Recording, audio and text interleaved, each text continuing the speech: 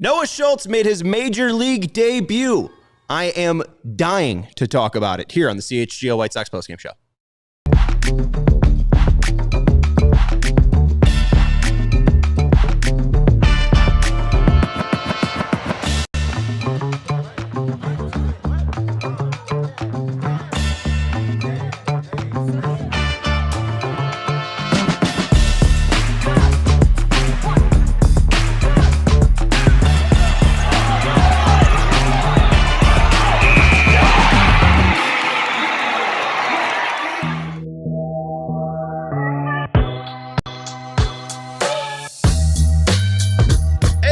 CHGO White Sox post-game show presented by Bet365, where winning is everything. Sign up using code CHGO365 when you sign up. Welcome into Studio West of our West Loop offices here in downtown Chicago. I'm your host, Sean Anderson. Alongside me, Malachi Hayes of Southside Sox and Southside Weekly. You could go follow him over at Pine Tar Keyboard. Kinda. Do or don't. Go to a website, southsidesox.com, and read his work there. We're being produced today by Chloe Thiel. Hey. And it is a very exciting day for Chicago White Sox fans. Hit that thumbs up button. Make sure you're subscribing to the CHGO Sports YouTube channel. We are growing here, and we would love for you to be a part of it. But it is a big day as Noah Schultz, the 23rd ranked prospect, according to Baseball America, and the number one prospect in the White Sox system, made his major league debut today. He went 4 1/3 innings. He allowed 3 hits. He gave up 4 runs, 3 earned, 4 walks, 4 Ks, 82 pitches, 33 in the first inning, but really settled in after that rough-ish first inning. We are going to go out to right field and talk with CHGO Baseball Writer Jared Wyllys. You can follow him at jwillis with 2 Ys instead of Is. Jared, Malachi, let's talk about Noah Schultz. What are our first impressions of the 6'10 lefty's debut? We will go to right field first. Jared, hi. What'd you make of Noah's debut? I think definitely impressive. You know, there were the bumpy first inning and some spots where, you know, he looked like a 22-year-old making his major league debut. I think some of what we saw tonight you can chalk up to just understandable nerves. But he did tell us afterwards that he felt like after the first inning that he had a sense for, you know, he wasn't feeling his slider. And so there was an adjustment that had to be made there where, you know, his approach to some of these batters, he had to shift that a little bit in the second, third, and then even into the top of the 5th innings, which I think is part of why we saw a much different looking Noah Schultz in those innings maybe compared to the first. Both calmed down, but also made the necessary adjustment. But overall, like, the stuff is good. It comes out of his hands looking so good. I mean, the stuff's electric for sure. So I think there's plenty of reason to feel very good about what we saw tonight. First impressions? Oh, man, I was really a big fan of his composure and the way that he bounced back after that first inning, especially. I think anyone who's ever stepped on a pitcher's mound at any level above T-ball kind of knows that feeling of panicking, freaking out, and making a throw you probably shouldn't, like we saw in the first inning there. It could have been really easy for that to spiral into a, you know, Shane Smith opening day situation where suddenly there's 5 guys in, 2 more on base, and you're not out of the first inning. But he didn't. He bore down, and he wound up getting it done after that. So that was for someone who was out there making his first major league appearance, not just his first major league appearance, but in front of, what was the number? 500 tickets? Yes. Friends and family tickets got processed there. Apparently through the Schultz affiliate link. They are the most highest selling White Sox salesperson this month. 500 people bought the link, or bought tickets through their link. Oswego representing. So, no, overall, you know, the stuff was there. There's going to be some, you know, things to be ironed out, but the mental side of things I think was really impressive there. Yeah, and I think there was a true locking in for Noah. You saw after, I think it was in the 4th at bat, second pitch, he threw 7 straight balls. Caro challenged a ball. It was outside. It didn't get overturned, but then Noah locked in and just started throwing strike after strike after strike. After that batter, 14 of 16 on first pitch strikes. And then I loved, too, I thought his day was done after 4. All my notes were done after 4 innings, and they threw him out for 1 more batter, and he added just 3 more pitches to get a strikeout on Aranda. And even though you brought up, Jared, with that slider/sweeper, he didn't really have a ton of confidence in the first inning. He went back to it and got that strikeout on Aranda with that pitch. We do have, since you were there at the game, thank God you were able to talk to Noah. We do have Noah Schultz talking after his start today. Here is Noah on his outing. How would you describe your major league debut? Good, a lot of stuff to learn off of. A lot of things that I was proud of. A lot of things that to work on this week. Yeah. What were the things you were proud of? What did you like about the? Bounce back after the first inning. I think I kind of got ahead of hitters a little bit more. I think they were definitely nervous in the first inning and nervous the whole time, but things that definitely worked on it. Could be the first one away. Kind of first inning, learned to breathe and got some nice words from the guys in the dugout to calm down, help settle me down. What did it feel like when you were standing out there in the first inning? It was incredible, such a sweet experience, such great fans out there. It was really awesome. What did it mean for you to have all that support, family, friends, baseball team, everything was that? Yeah, it was awesome. There's really no words I can say to describe it. Just being able to see and hear the support from the guys over there. Something that I'll never forget. Something that I'll always forever be thankful for. Can you describe how your nerves affected you when because you got through the first batter fine, and then obviously. Yeah, a lot of things happen. A lot of stuff that it's a very good team that you play against. Something that a lot of stuff to work on. Did it enter your thoughts at all that how close you were to where you pitched in high school, just the proximity part of it? Yeah, it's definitely awesome, to come back and know the guys that some of the coaches and the guys that played for the high school. I went to there. It was awesome, have their support there. Oh, Jared, you didn't undersell that in Slack. He is a soft talker, isn't he? I'm reminded of the SNL bit. It was with Rihanna and Andy Samberg, and it was a Shy Ronnie, and Rihanna kept begging for Shy Ronnie to speak up. It's a good bit. You should go watch it if you have the time. What did you hear from Noah Schultz in that minute 30? What'd you take away from the 22-year-old? Yeah, I think it's always funny because as players spend more time in the major leagues, their ability to process and articulate what's happened on the field very shortly after it's happened does tend to get a lot better. I've seen this a lot with young players, especially rookies, especially guys who have just made their debut, where it's almost like the interview is as challenging in some ways as the debut itself. We've actually had players tell us in the past, like, sometimes talking to you guys is worse than being out there on the field. So, but I did, I enjoyed the way that he talked about feeling like he needed to adjust just in terms of calming himself down. He was very aware of kind of what he was experiencing in that way. And it's hard not to be, because I asked them the question about, you're 40 miles from where you pitched in high school. At one point they panned to the big screen and there were 20 kids from Oswego East baseball team were there. He had, we saw his whole family out on the field during batting practice. And Sean, like you said, 500 people buying tickets through his link. So that there's some awareness in the back of his mind, I'm sure, of the people who are watching. So as he spoke, it was just good to see somebody who kept repeating, oh, we have a lot to work on this week, or things to work on this week. I'm excited to get to work. That was, I think, one of my main takeaways was he's get me to tomorrow so I can start going through the data on this outing and the video and start getting ready to tackle my next start. That's the kind of thing you really love to see. Jared, just while we have you here, before we get you out of here, what was Will's? I combined Will Venable together there. What was Will's reaction to Noah Schultz? I know you sent in some cuts, but we'll go to the messenger here.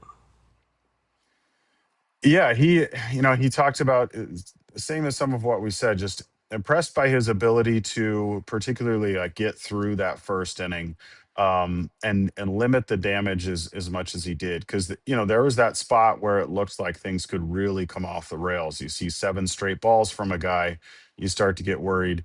And then the throw to home, on a play where he not the right choice to make there, and just the kind of decision I think you make when you are feeling flustered. So Will was very impressed by the composure after that and the way that he adjusted. And he talked about feeling really good about where his pitch count was, which is why he sent him back out there in the top of the 5th. because we asked Will about that, and he said, no, I felt good about the number of pitches he'd thrown, how he was feeling, and it was a spot in the lineup that he liked, and so he went back to him again for the top of the fifth, and it worked out.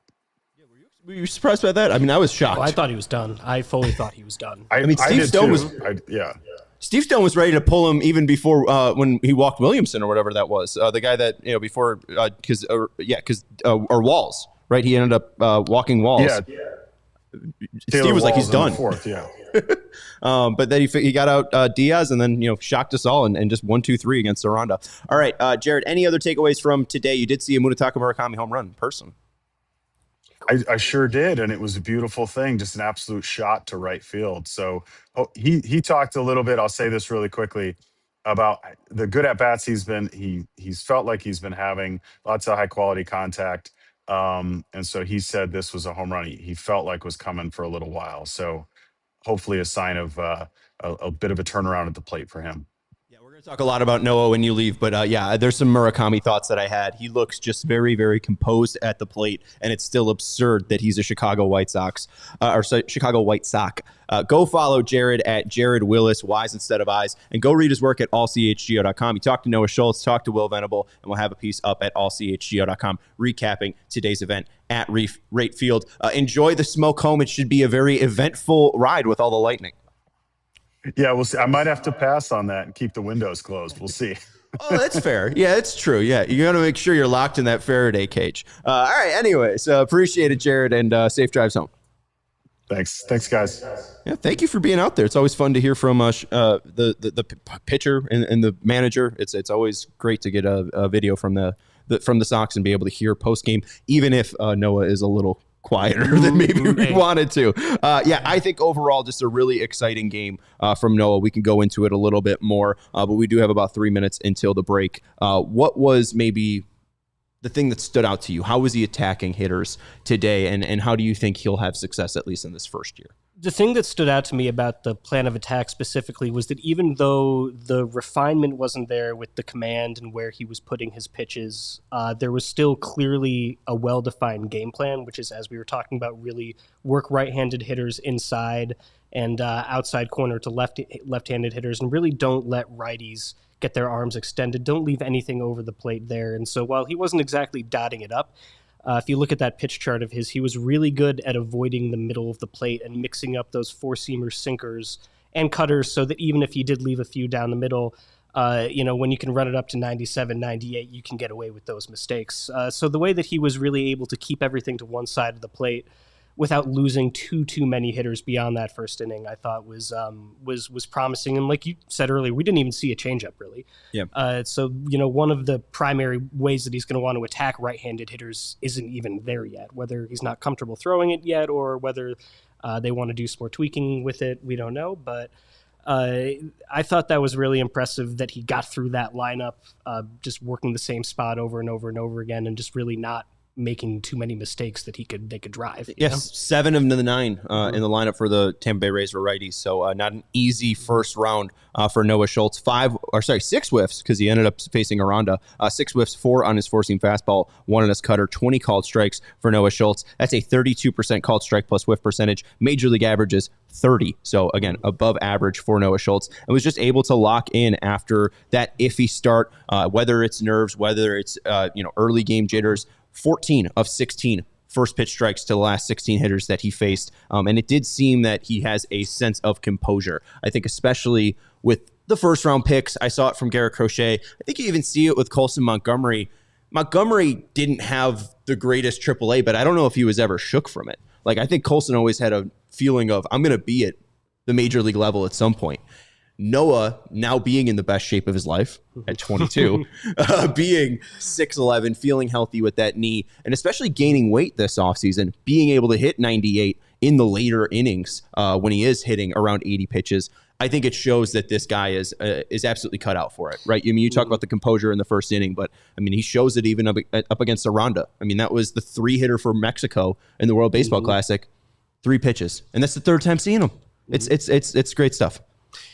Yeah, and there's a level of strength and body control that is really impressive from a guy that size. I don't know what it's like to be in a 6'10 body. You don't know what it's like to be like in a 6'10 body, but some of the stuff he was doing out there, some of the repetition in his mechanics, some of that throw to third base to get Caminero, man, this is a kid who's got it together. Yeah, we'll talk about the entire outing, some of the iffy parts. Yuta real quick mentions, could someone explain the Noah excitement in NBA terms? I don't mean to be absurd, because I'm going to bring up Randy Johnson at some point too, but it's because Randy Johnson is one of the 10 people in Major League Baseball who have thrown a mound at 6'10 or taller. Noah could be the first ever 7-footer on a mound, and I think it's kind of like Wemby. If we just want to get modern with it, he is pushing the modern bounds of what an athlete, at least in that position, typically looks like.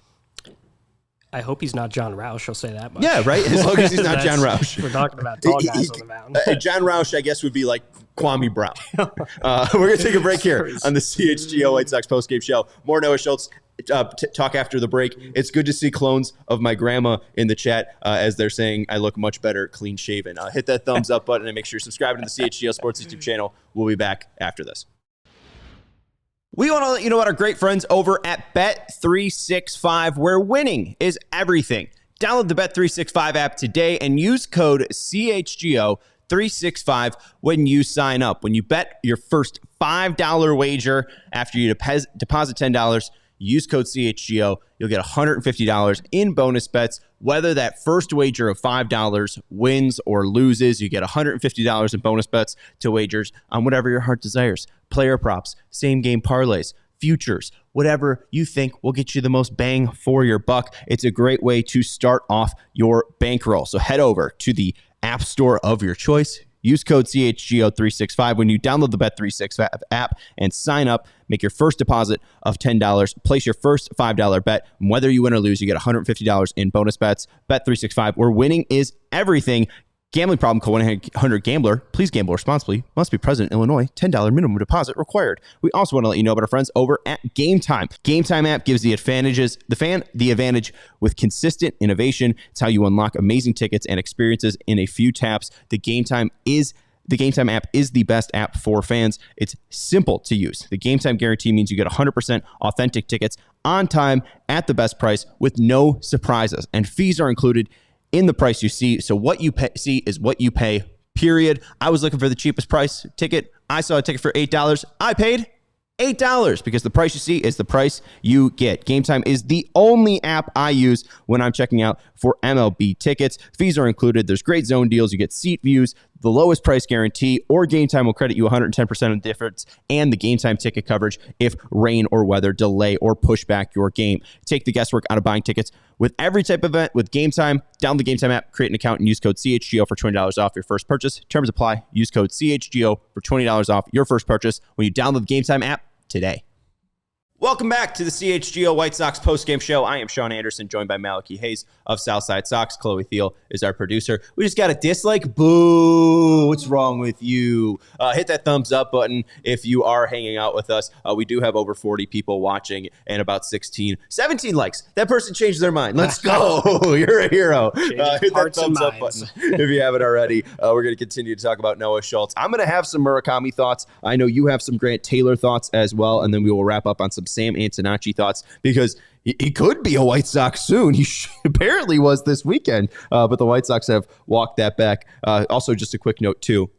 Chris Getz telling the media today that Kyle Teal is about a week away from his rehab stint. So maybe, 28th for a return for Kyle Teal near the end of April. 2.5 weeks. I mean, probably depends on how that hammy feels. Maybe he's good after 2 games in the minors. Who the heck knows? But listening to James Fegan, he was saying that he was feeling it a little bit on the swing. So I think it's more about not feeling that on the swing. And then once he does feel it on the swing, let's see if you could test it out in the game. And I wonder, because I think it was grade 2. Like, you don't want him re-injuring it. No, you don't want that. But at least having been in the World Baseball Classic, it's not like he has to really ramp up the intensity all that much. He was already playing in high-stakes, high-intensity games. So, he's a psycho.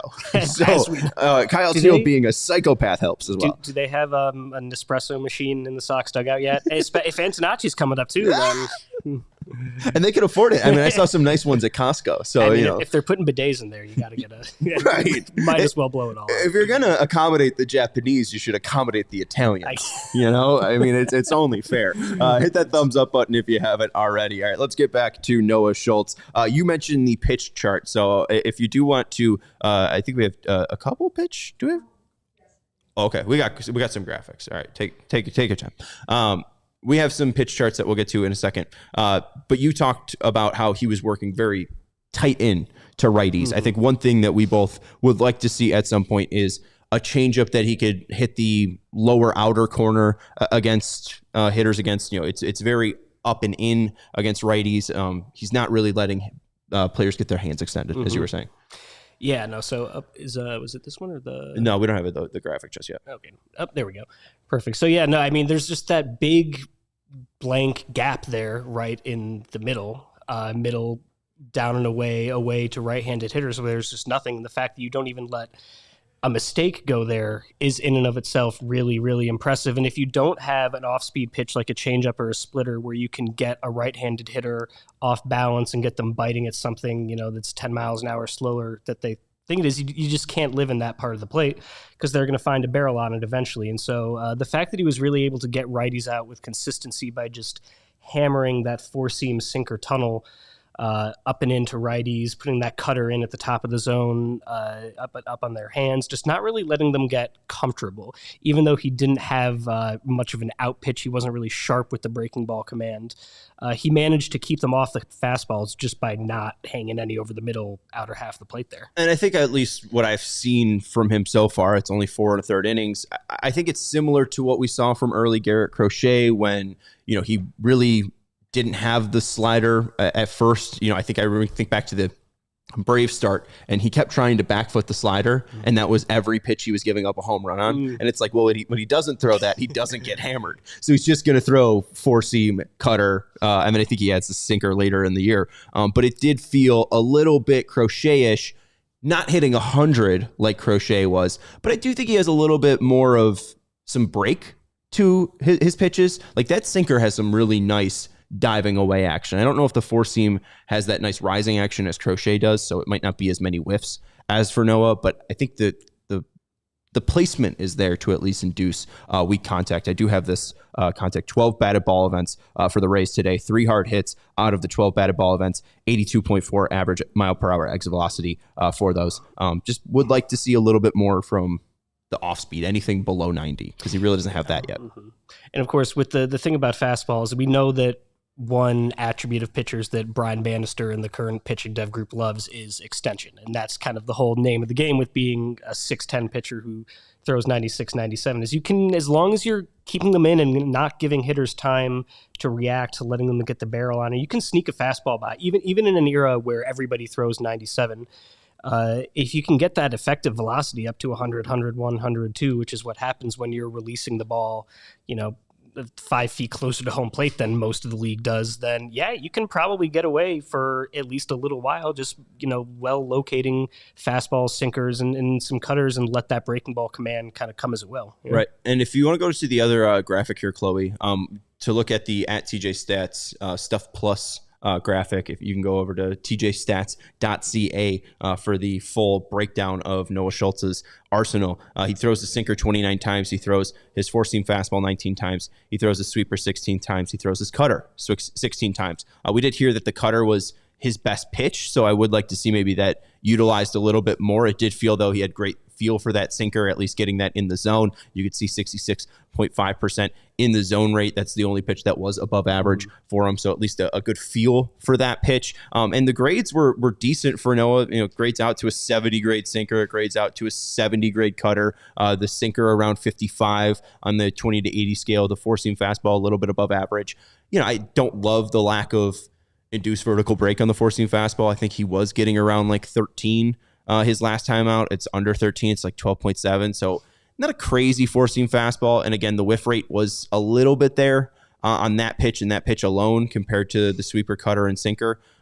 So, for a first start, like for a 22-year-old guy that won't turn 23 until August, it's a great first start. Yeah, totally. I'd be remiss to not just look at that Aranda at bat and see him just work him in 3 pitches, third time through, and not say there's something here. I mean, he's absolutely a unique talent.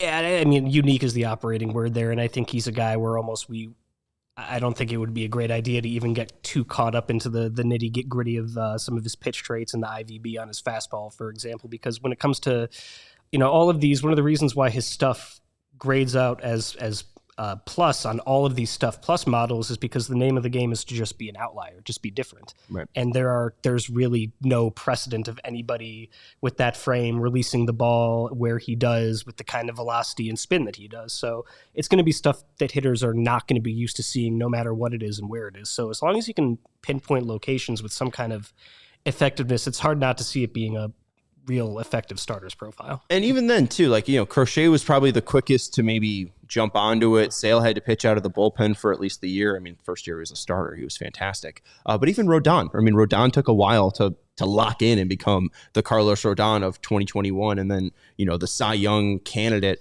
for the Giants and then Yankees later on. Noah, at least if he has a very clean 5 innings, I mean, this could be consistently at least helping the bullpen. I think that's why they're calling him up, because, he was 2 batters away from getting 5 innings. But I think if he doesn't have this first inning that he has, and he's not throwing 33 pitches, I think he can likely every 5 days give him a solid 5 innings. And that's really all they need right now. And I think that's the other thing that we forget about those kind of middle Rodon years where we kept waiting for him to break out and waiting for him to break out. He also wasn't healthy half the time. And that's the other thing with Schultz, of course, is that, what was it? It was his front knee, I think, his right knee. Landing knee, yes. Landing knee that was hurt for most of last year. And it's really clear what kind of difference it can make just having a guy fully healthy. And so, if they think his body can handle 150 innings on the year, then by the time August, September rolls around, I would very much like to see him rolling through 6-7 innings to start with some kind of regularity. Yeah, if he sooner than that, honestly. If he starts every 5 days from here on out, which would be, really nice. I don't know if he'll do that exactly, but maybe 28 starts, 27 starts. It sounds about right. So 135. I can't do math. 135 if he makes 27 starts in 5 innings. Yeah, and then would he throw 15 in AAA, get him up to 150 on the year? Yeah, I think he threw 19. No, 19. Let's say it was like 4.55. Yeah, still around 150. Like yeah, some. I mean, and then you can go into next year with he'll have a full workload.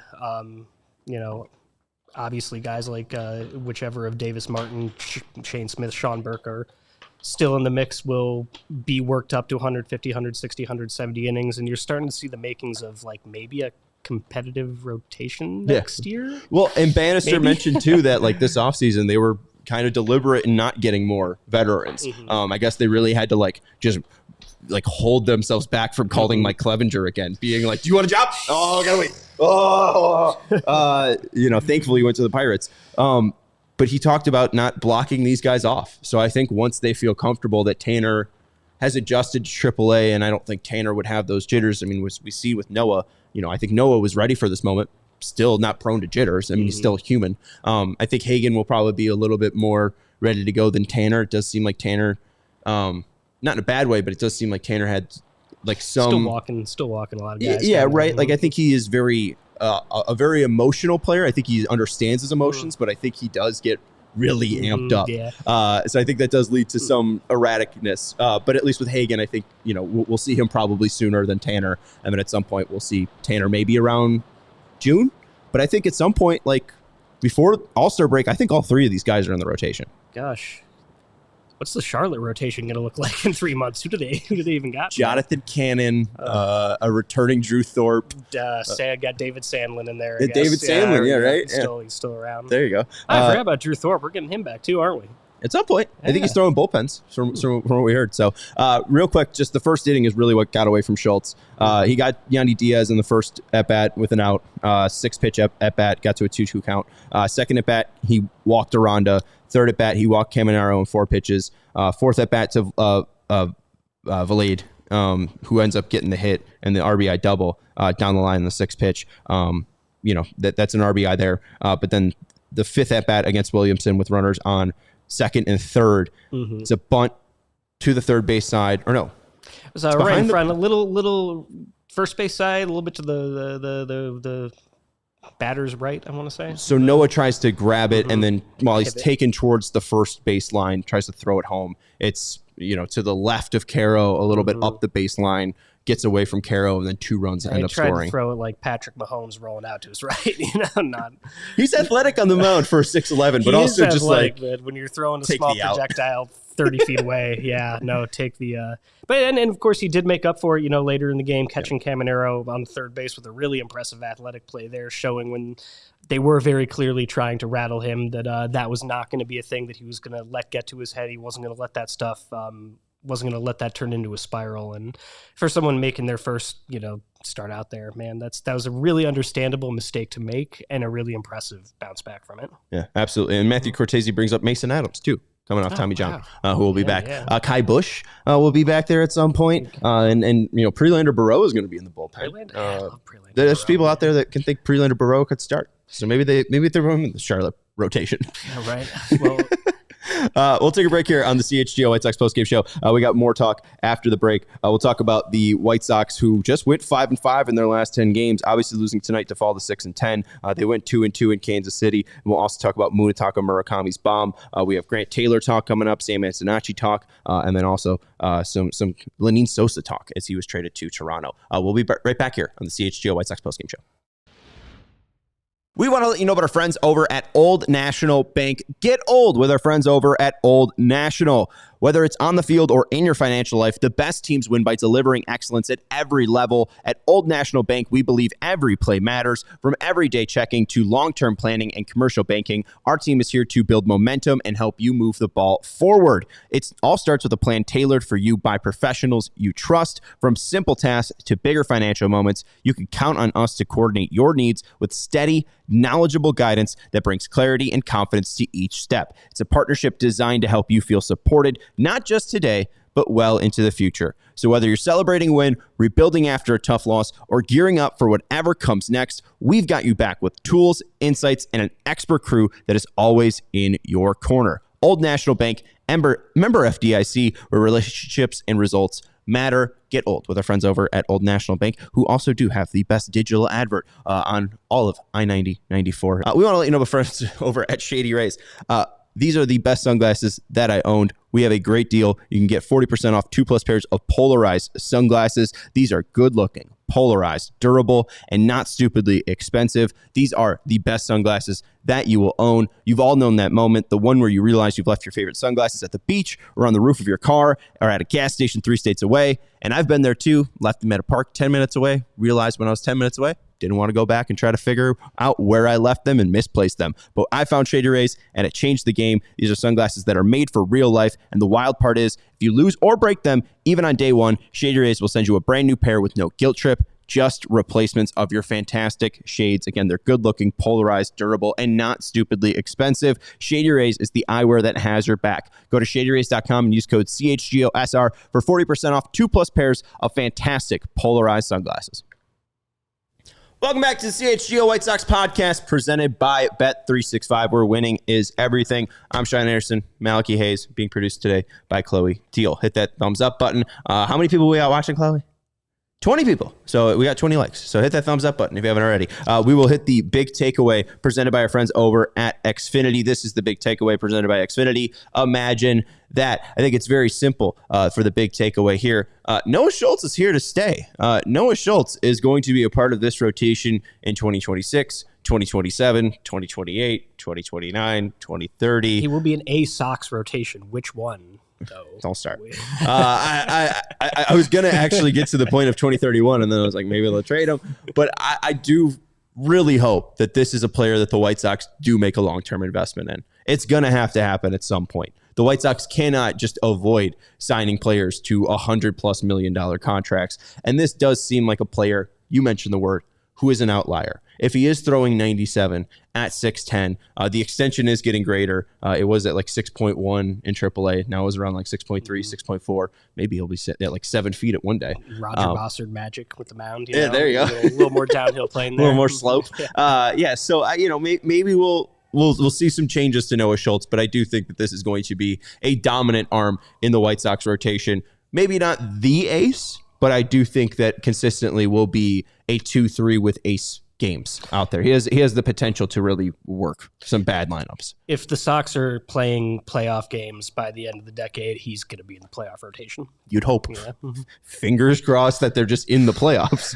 I have less hopes about Noah, or wishes for Noah Schultz. I think he's going to be good. It's more about hopefully the Sox getting to that point. No, right. All right, let's jump into some non-Noah Schultz stuff. Just really quickly, we don't have to talk about it too much, but Munetaka Murakami had a really nice day at the plate against a lefty in Shane McClanahan, who's not at his sharpest, but still is a very premier lefty who throws around 95 with his four-seam fastball. Had a 6-pitch walk in the bottom of the first. In the bottom of the third, Murakami walked again. And then in the bottom of the fifth, he had a line out, 96.9 miles per hour, a 24-degree launch angle, 322 projected distance. I thought it was a homer off the bat, just not hard enough. I think it is a barrel, though. And then in the bottom of the ninth, bottom of the seventh, he has an at bat too. Another fly out, 100.2 miles per hour, 40-degree launch angle, 350. I tweeted at that point, he's going to have a God mode run at some point.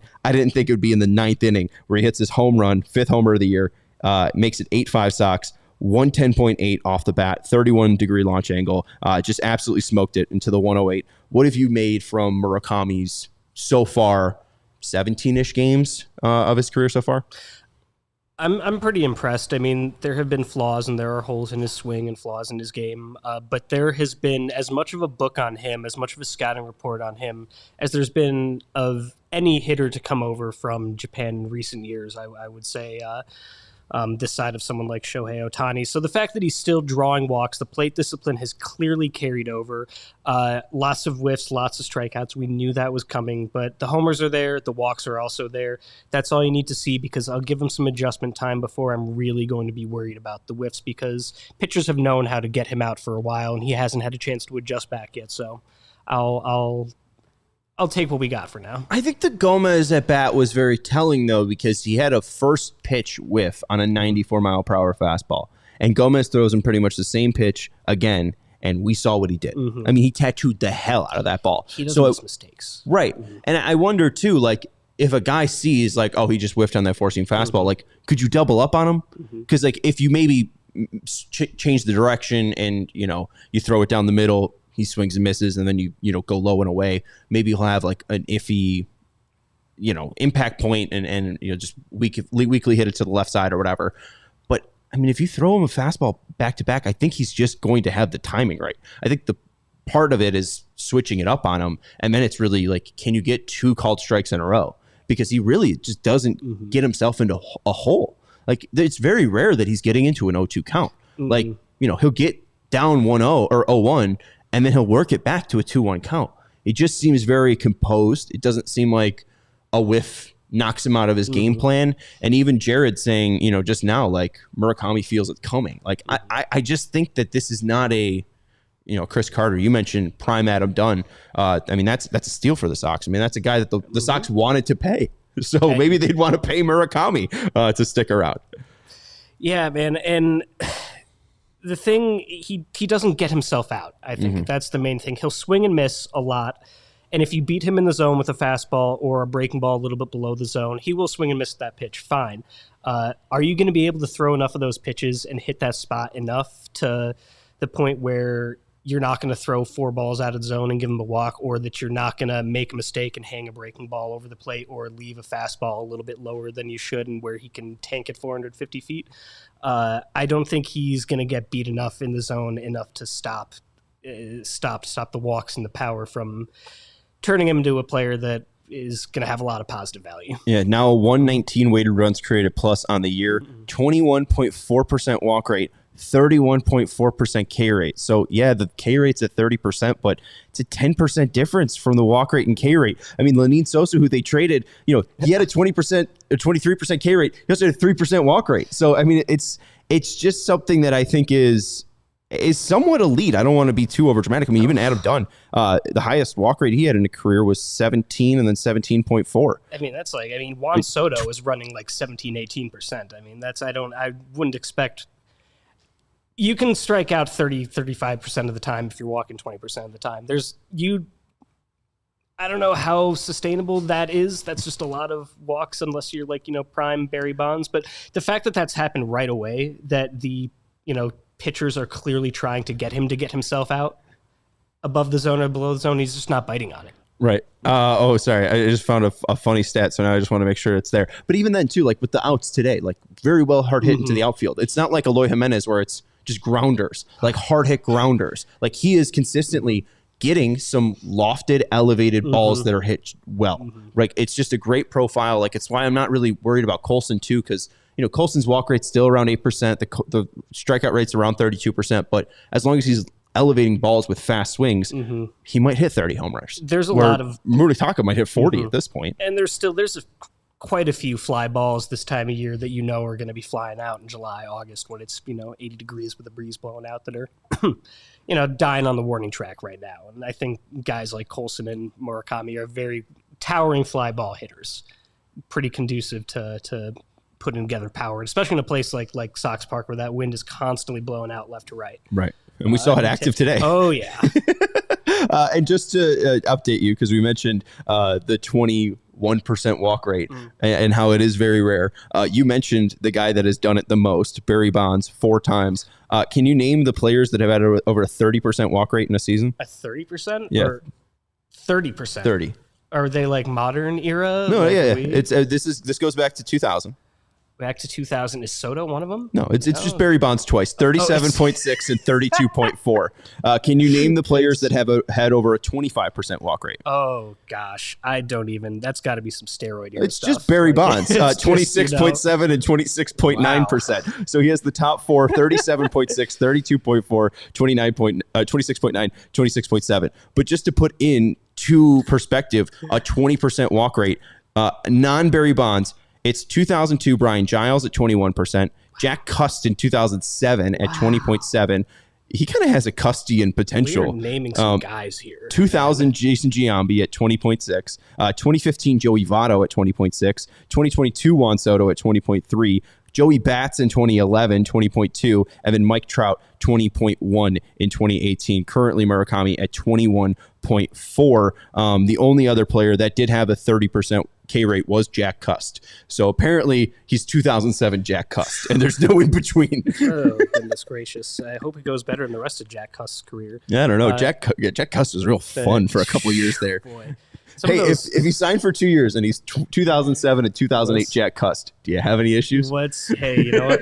What's Derek Barton up to these days? It's probably in the White Sox front office. MVP baseball gods right there. There you go. But I mean, if he's getting that, but you use some of the names on that list, it's almost all elite power hitters, and the fact that he's putting up that kind of a walk rate, has that kind of discipline, while not actually even getting the full respect of pitchers, of having knowing that he can do that.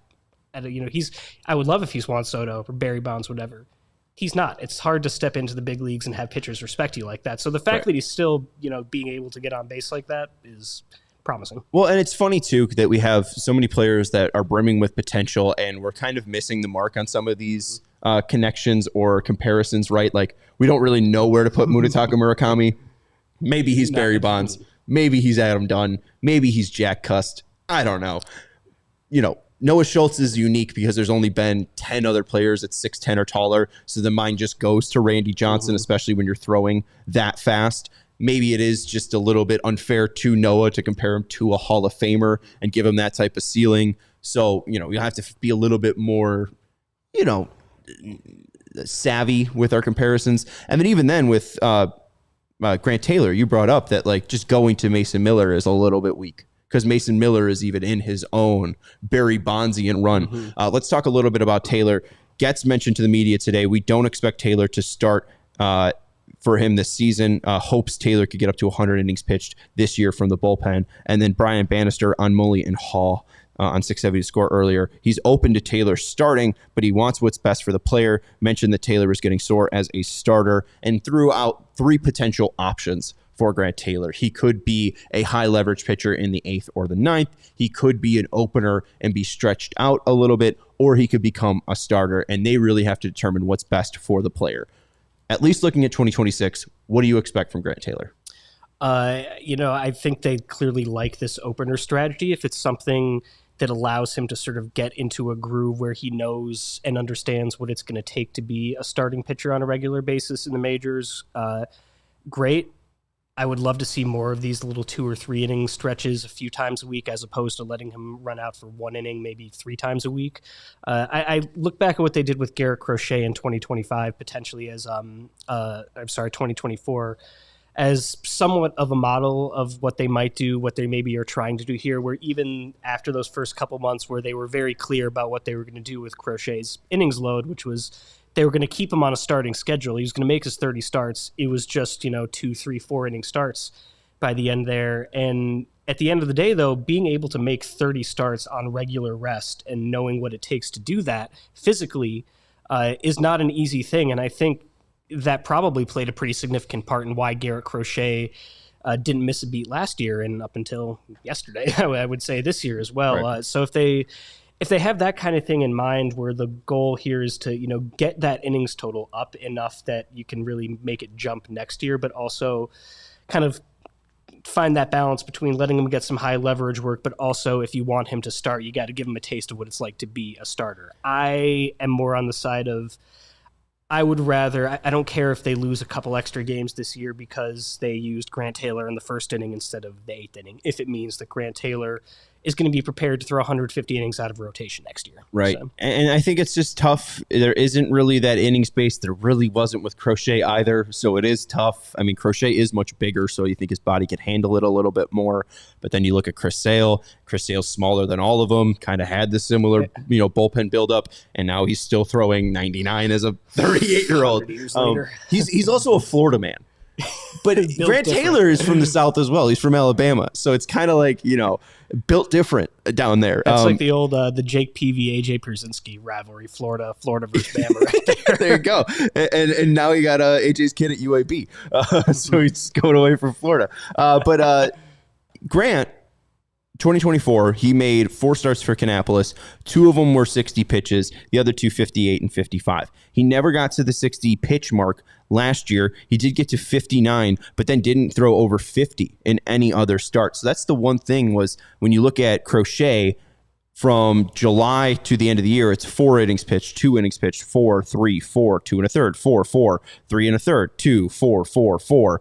But it's 93 pitches, 28 pitches, 74, 64, 77, 67, 55, 57, 57, 51, 56, 52, 62. So maybe it's more of that back end where he really kind of falls off around mid-August. But I don't think he could ever get to that 90 pitch mark. I feel like that's a huge jump for Grant. So it will have to be a somewhat tasteful endeavor for him to do it. Would you start him tomorrow or open him tomorrow?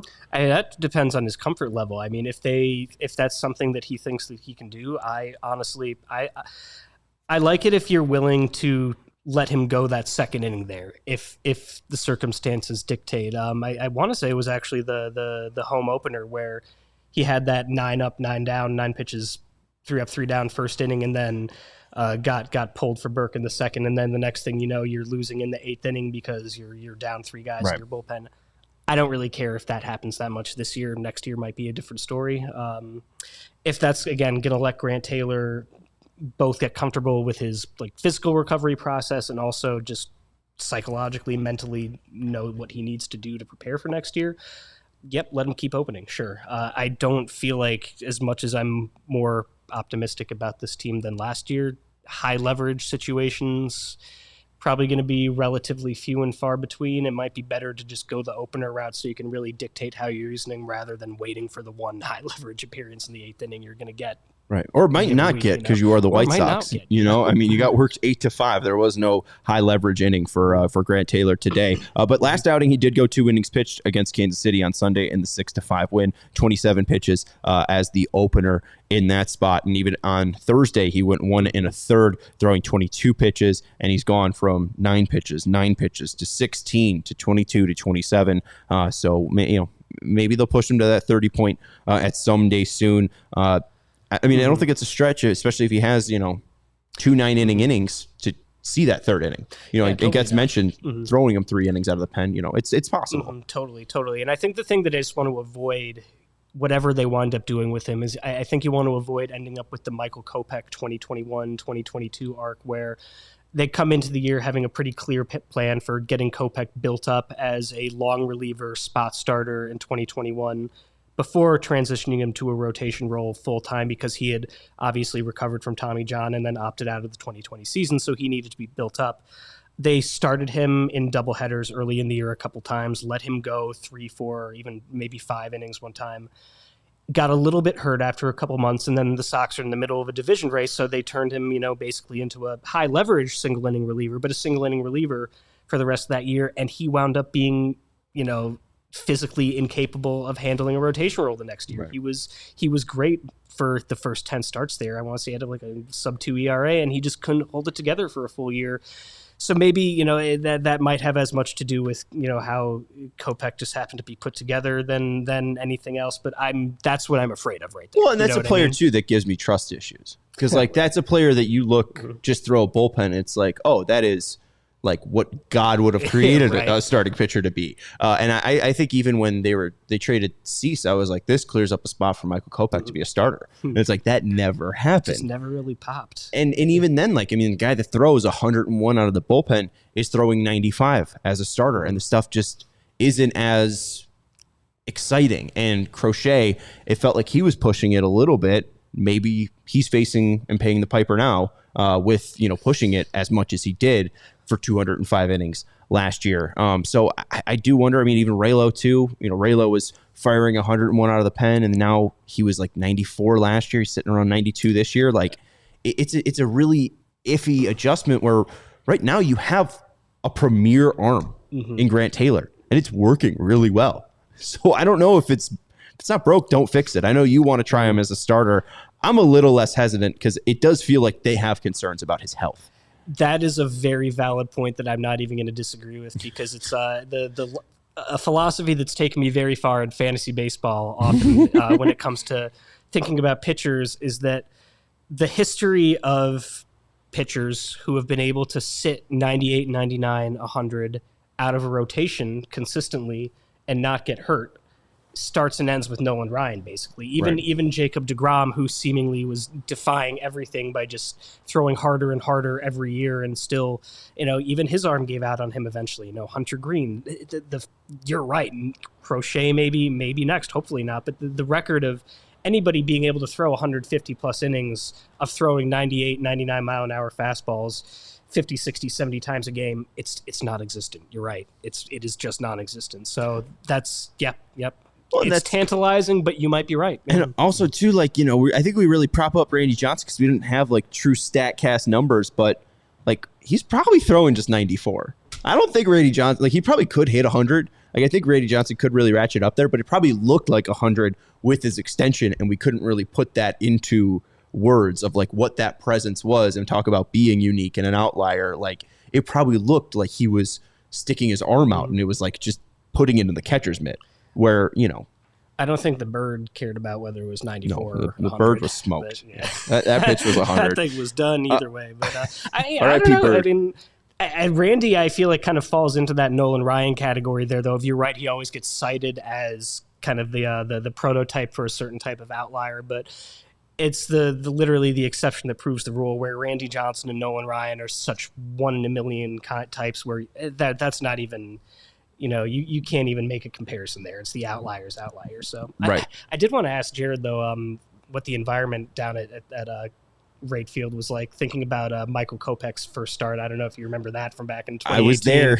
So was I. It was my 21st birthday. Wow. And time flies. It was so fun, and then it was also just so deflating because now you can hear the rain. Exactly. That's why I ended up going, because I thought it was going to get rained out. Or not rained out, but I thought, he'd pitch 3 innings, and then we would stop.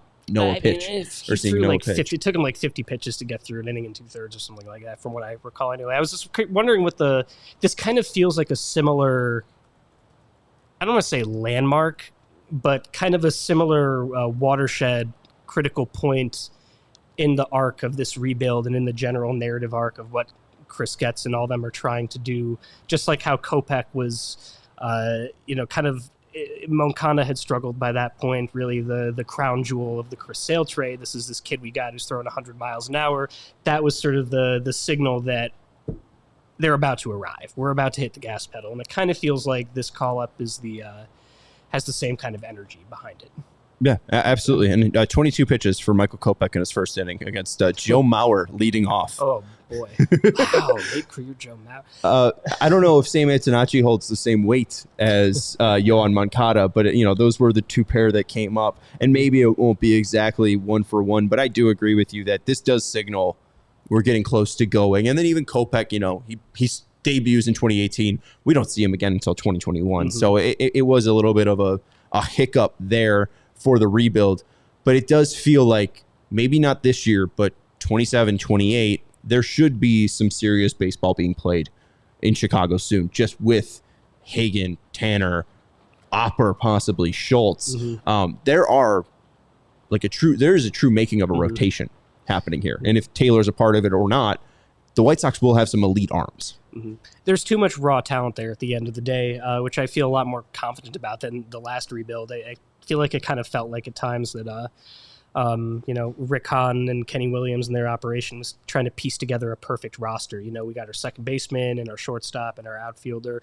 It seems like these guys are just trying to collect as much talent as possible, position be damned, throw them all out there, draft 16 shortstops, whatever, figure out the rest later. And they seem like they're in enough of a position where, there should be, one would think there will be just enough good players here within the next couple of years that they'll be playing competitive baseball in some form or another. Getz is just defined it as wanting 2 WAR players. Mm-hmm. So, right, if you got 26 men who can put up 2 WAR, you'll probably have a decent team. So we'll see what it all unfolds to. Real quick, we do have Sam Antonacci talk and Lenyn Sosa talk. I don't have many thoughts on the Lenyn Sosa trade. I felt like it was imminent.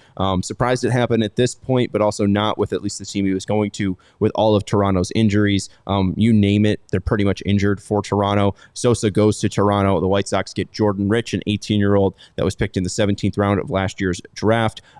Chris Getz said of the trade, time was going to come for Lenyn to get off this roster, that they have all these middle infielders coming up, and that, Lenyn's offense is clear, but the defense really doesn't make him stand out. Jordan Rich was also on their radar as a projection pick, Chris Getz said. Any thoughts on Sosa? Just makes sense. I think the writing was on the wall when the guy who led the team in homers last year wasn't in the lineup for 4 of the first 5 right? games or something like that. Wish him all the best. It was a great run the last couple of years where he was on fire there. And but fresh names coming up should be exciting. He worked hard, and maybe he'll have like an Ernie Clement moment where he's just really good for a playoff team and can have a really solid year. Lenyn, no ill wishes against him. Really hard worker, and it didn't work out, but fun to have him last year and him being the leader in home runs for the White Sox in 2025. Final one. When is Sam Antonacci getting the call? Noah Phelan of Southside Showdown reported on Saturday that Antonacci would be promoted alongside Schultz for the opener in Tampa Bay. But then Mitch Armentrout and Ken Rosenthal write that the White Sox front office is weighing whether to promote utility player Sam Antonacci. The Sun-Times and Athletic suggest that the team has not made a final decision, but that a promotion might be imminent. The Charlotte Knights were led off today by Sam Antonacci, who, of course, got hit by a pitch. I think led off with a double and drew a walk because that's what Sam Antonacci does. Have you been surprised by this back and forth? When do you think Antonacci will come up? 2 hits today for Antonacci, and I believe a hit by pitch. I'm a little bit surprised in general, just because I think he snuck up on me like he snuck up on many of us and even a lot of baseball evaluators in terms of just how much of a major league ready player he was. So, I don't know what it's going to take to get the figure out who among Tristan Peters and Derek Hill and maybe Everson Pereira now, or even Andrew Benintendi. He's a homer today.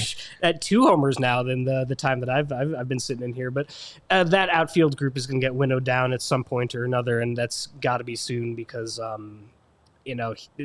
he's the kind of play. He's fully developed at this point. You got nothing to gain by keeping him down there. It just seems so weird that whether it was jump the gun by Noah or not, that it does seem like it's not being refuted. Like, it seems that they're weighing their options and that the call-up's imminent, but it's not happening today. Do you think it's happening tomorrow or this Rays series? Because they were playing a lefty today, so he wouldn't have been in the lineup. Do you think he's possibly going to be worked in tomorrow? I think it's probably Peters that goes down. Or they cut Acuna. The ways of the White Sox media. You would like to think that they're not letting like media things dictate their actual like promotion schedules for players and things like that. But God only knows. I don't know if maybe it's they're home for 3 days and then back on the road. I feel like it's the kind of thing where you just look at the schedule and see where it makes sense for to make some roster changes and pinpoint then. Yeah. We'll see. And I also think too, like, you know, the rumor going around is that Antonacci wasn't told, but then apparently Noah finds out. So like, how does Noah find out? Noah finds out from the front office who's leaking that they're going to call him up and then they screw up their own front office leak. Like I don't have. Do you have anonymous sources? I don't have. No, I don't have any sources. We went to overtime here on allchgo.com. We're wrapping now, Chloe. My bad. I should have wrapped it earlier. That's going to do it for the CHGO White Sox postgame show presented by Bet365. Thank you to everyone for hanging out with us. Hit that thumbs up button if you haven't already. Make sure you're subscribing to the CHGO Sports YouTube channel. That's Malachi Hayes. You can go follow his work over at Southside Sox and Southside Weekly. Thank you to Chloe Thiel for producing the show. Thank you to Jared Wyllys for joining us from right field. I am Sean Anderson. We will see you tomorrow for another post game between the White Sox and Rays. Maybe Sam Antonacci will be making his debut. We'll see you then. Goodbye. We all silly like the mayor.